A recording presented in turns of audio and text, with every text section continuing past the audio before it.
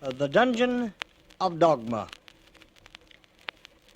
The other night I read, "The gods gave a microbe a drop of water, and in it he lived. They gave an ant a half-acre of land, and he prospered. They gave a tiger a forest, and he formed an empire and became emperor. They gave man the universe and all the knowledge therein. He entered of his own free will the dungeon of Dogma, shut his mind to truth, and slew and starved his brothers."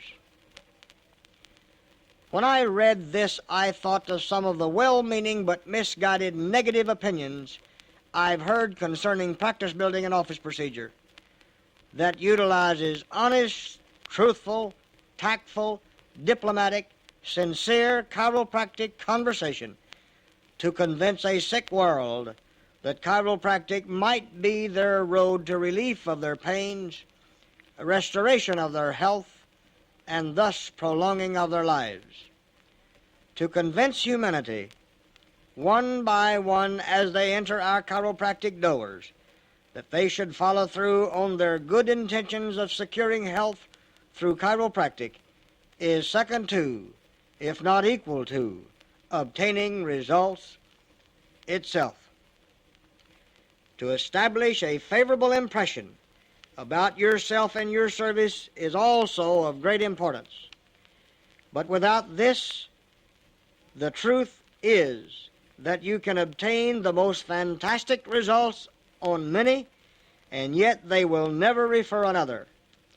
Some of the best chiropractic services I have ever received, and I've been adjusted by hundreds as I've traveled the chiropractic world for over a decade, have been from doctors who range from a mediocre success to complete failure. It is sad but true that a chiropractor's success lies not entirely in the years he has practiced, the school from which he graduated, his location, nor actually the techniques he applies. Rather, his personality, his convictions, and his ability to sell himself and his products, services, and ideas predetermined a great portion of his success. This is, of course, equally true of MDs, osteopaths, chiropodists, optometrists, dentists, and everyone in the world, for that matter, who has something to transfer from himself to others.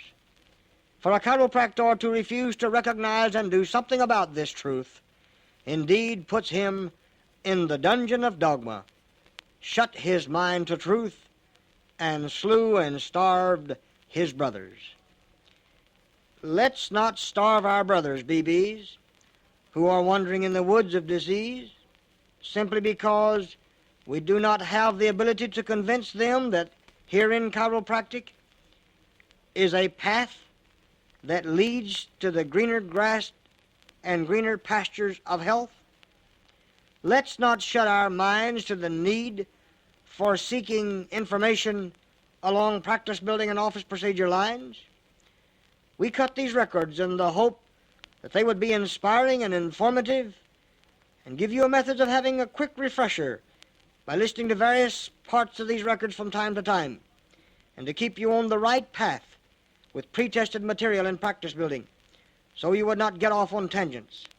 And rightly so, for they are designed to fill a great need, a missing link, or should we say connecting link, in our God-given profession.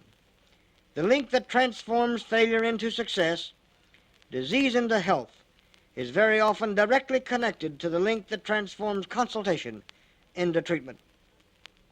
As one backwoods old-timer who handles only 80 patients a day told me once, "You gotta sell 'em before you can just 'em." He should know. He's been doing it for 40 years. There are many, many procedures we can employ to help us make good impressions on patients so they will, 1, stay long enough to get maximum results. 2, pay your fees so you can keep the doors open and the heater going and be ready for them. 3, return to you if old conditions should ever reappear or new conditions should develop, and 4, refer others. Following are some procedures that will require a few dollars to execute, but will be pennies compared to the results. Let me explain them first and what brought them about. For a number of years, I operated 18 chiropractic offices, and in these offices through the years we employed over 100 DCs. We made many mistakes in this venture, but we helped a lot of sick folks as well as a lot of young chiropractors. In one office, we made a test to determine as nearly as possible why some patients discontinued adjustments. The percentage was small in comparison to the total number of patients we had cared for. But as in most chiropractic offices, we still wanted to know why we failed. So we developed a procedure on the telephone to call these people who had not been in within a period of 6 months or more and inquire as to why they were not continuing with their once-a-month program. We found, to our great amazement, that the great majority were satisfied, but they forgot, or were too busy, or were feeling fine, so didn't feel the need to come in, or perhaps the money problem. But the most astonishing discovery was the truth that a very large percentage wanted to come in and get a treatment or a checkup. Been thinking of coming in for weeks now, etc., etc. This experiment convinced us of the profitable procedure of 3 ideas, and here they are. Number 1, sending regular monthly reminders to patients. Number 2, notifying patients when leaving for conventions, vacations, etc. Number 3, writing our preferred list of patients a personal card or note while away. Now, the cards we have designated to fill the need for the last 2 ones are the closing notice cards and the Hilton Hotel cards. Hundreds of you have used thousands upon thousands of these cards. Now, they are the result of that test we made many years ago. Changed, however, of course, to fit any occasion and any doctor's particular needs. One card has imprinted private mailing card on the address side, you will remember. Just as people enjoy reading other people's mail, they like to be singled out to receive something private. I once considered, incidentally, using the word personal, but a journalist and psychology professor with whom I conferred about this and other procedures we teach in the practice building seminars explained that personal should be placed only on envelopes that are sealed.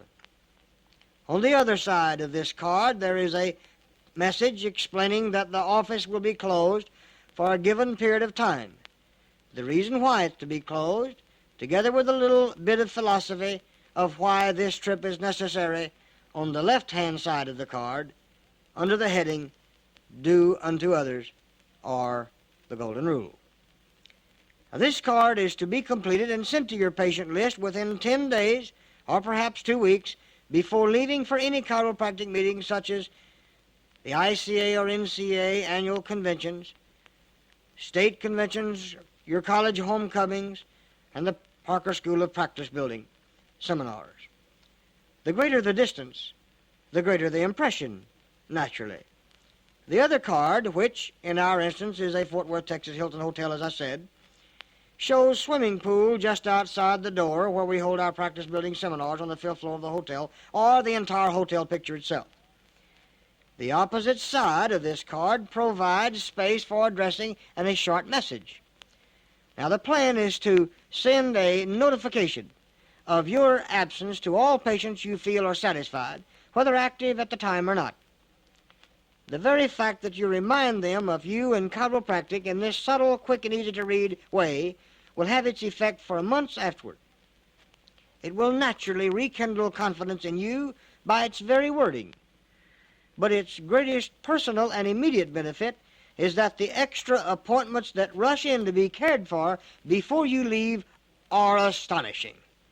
I have had so many favorable reports on this proper procedure that it never ceases to amaze me why every single doctor of chiropractic, every single brown-bagger in the whole wide world does not employ this little inexpensive procedure the several times each year he might be away from his office.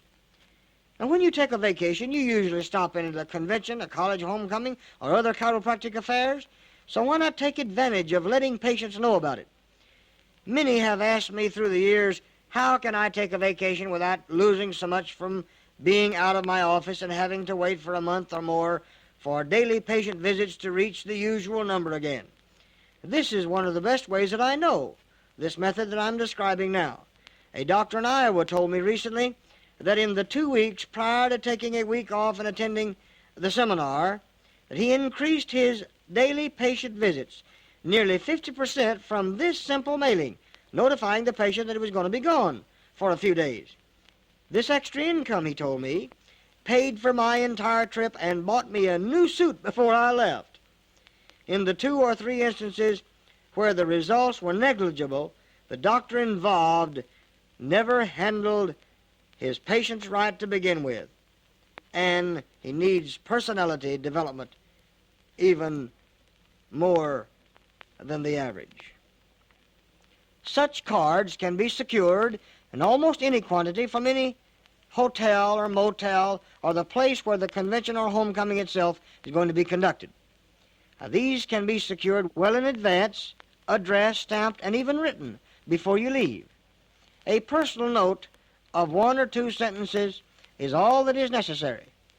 This card is sent only to select ones, probably about 1/4 the number to whom you send the closing notices.